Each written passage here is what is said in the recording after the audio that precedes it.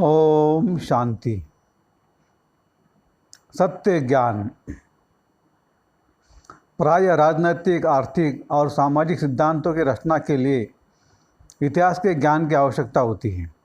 उदाहरण के लिए रूसो, हेगल, कार्ल मार्क्स ने अपने सामाजिक एवं आर्थिक सिद्धांतों को इतिहास की अपनी समझ और सूझबूझ के आधार पर निर्धारित किया। लेकिन इस तथ्य को अब तक समझा नहीं गया कि मनुष्य का रहन सहन और उसका दृष्टिकोण ऐतिहासिक घटनाओं की उसकी समझ पर आधारित है और विश्व इतिहास के संपूर्ण ज्ञान के बिना मनुष्य को आत्मा, परमात्मा और सृष्टि का यथार्थ ज्ञान नहीं हो सकता। यदि मनुष्य को विश्व इतिहास का यथार्थ ज्ञान नहीं है तो वह संसार के बारे में गलत धारणाएं बना लेता है और संसार की घटनाओं के प्रति उसका दृष्टिकोण अयथार्थ हो जाता है और वह गलत रास्ता ले लेता है। इस तथ्य को स्पष्ट करने के लिए एक उदाहरण है। मानवता का लिखित इतिहास 2500 या 3000 वर्ष से पहले का नहीं मिलता। इस अवधि के बीच मानव को अनेक कष्ट झेलने पड़े। मनुष्य का मनुष्य द्वारा शोषण हुआ, काम वासना से प्रभावित अपहरण, परस्त्री गमन, व्यभिचार इत्यादि की अनेक घटनाएं हुई। इन सब बातों या इनमें से किसी एक बात पर जोर देते हुए इतिहासकारों, राजनैतिक विचारों, मनोवैज्ञानिकों, धर्मस्थापकों तथा दार्शनिकों ने अपने सिद्धांत बनाए। इनमें से अनेक विद्वानों ने 2500 या 3000 वर्ष पहले के समय के इतिहास पर विचार नहीं किया क्योंकि वह इतिहास हमारे पास आधुनिक ढंग से लिखित रूप से नहीं मिलता। आप देखेंगे कि आदिकाल से के इतिहास की अज्ञानता ने मानव, विश्व तथा परमात्मा के बारे में अनेक भ्रांतिपूर्ण सिद्धांतों को जन्म दिया। उदाहरण के लिए महात्मा बुद्ध का विचार था कि इस संसार दुखों से भरा हुआ है और यह सदा काल से रोग, बुढ़ापा तथा मृत्यु के कारण दुखी होता आया है।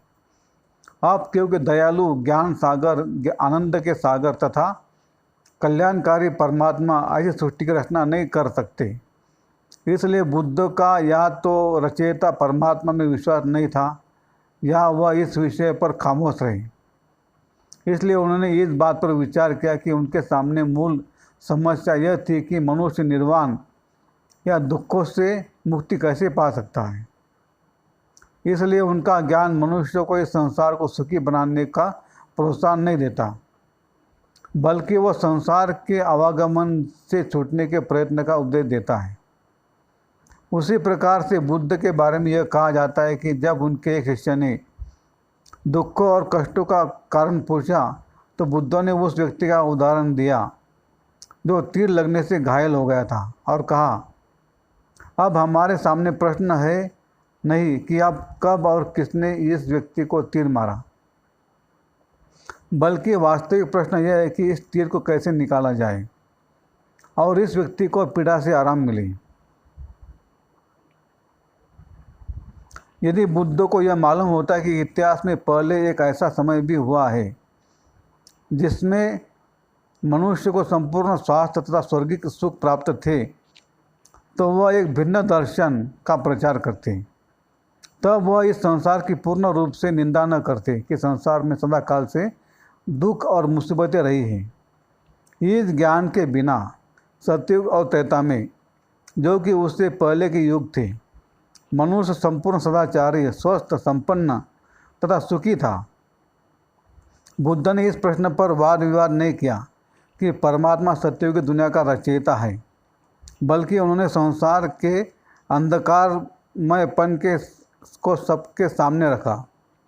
इस विषय पर अपने विचार प्रस्तुत करते हुए डॉक्टर राधाकृष्णन ने कहा, दर्शन के संपूर्ण इतिहास में किसी ने भी मनुष्य जीवन के दुखों को इतना बड़ा चढ़ाकर नहीं उभारा जितना कि बुद्ध ने।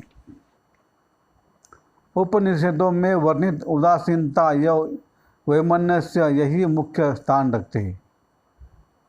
अन्य स्थान पर डॉक्टर राधाकृष्णन कहते हैं, बौद्ध धर्म में यह प्रवृत्ति रही है कि कम काले को अधिक काला और हरे को भी काला किया जाए। संपूर्ण दृष्टिकोण इसी सिद्धांत पर केंद्रित होता है कि जीवन में दुख या कड़वापन है। इसी प्रकार क्योंकि शंकराचार्य को यह दृढ़ विश्वास नहीं था कि सत्युग में संपूर्ण सुख था, उन्होंने परमात्मा को रचयिता नहीं समझा बल्कि संसार को कल्पना समझा और संसार से भागने का उपदेश दिया। उनका यह विचार था कि संसार सदा काल से दुखों या कष्टों से भरपूर रहा है। यह संसार में कभी भी संपूर्ण सुख और पवित्रता नहीं थी और इसलिए संसार परमात्मा की रचना नहीं हो सकता। और इसी कारण संसार के विषय में, स्वयं के बारे में तथा मनुष्य का परमात्मा के साथ संबंध के विषय में एक भ्रांतिमूलक विचार बनाया। उन्होंने अपने विचारों के वर्णन करने में इतिहास के आदि काल का प्रयोग नहीं किया। इसलिए बुद्ध और शंकराचार्य ने इस बात का स्पष्टीकरण नहीं दिया कि कब और कैसे संसार में दुख प्रवेश हुए।